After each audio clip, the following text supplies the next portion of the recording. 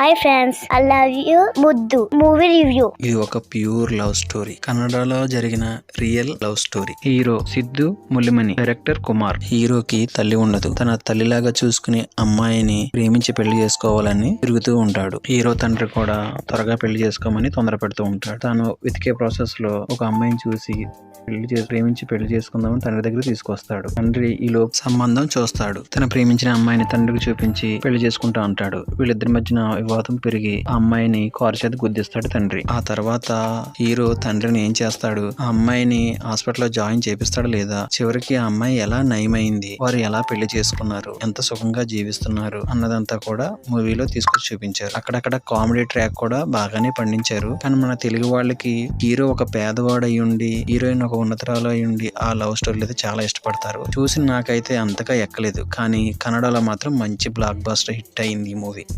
మీరు చూడాలనుకుంటే కనుక ఓపిక్గా కూర్చుని తిరిగిన టైంలో ఒక లుక్ వేసేయండి. వాళ్ళు ఎవరో కాదు, అంజలి అండ్ ఆకాష్. ఇన్స్టాగ్రామ్లో బాగా ఫేమస్ ఫాలోవర్స్ ఉన్న వ్యక్తులు. ఈ మూవీ ఆల్మోస్ట్ కన్నడ, తమిళ్, మలయాళం, తెలుగు అన్ని లాంగ్వేజ్లో రిలీజ్ అయింది. కానీ ఒక్క కన్నడలోనే సూపర్ డూపర్ హిట్ అయింది. బడ్జెట్ 4 crore పెట్టారు.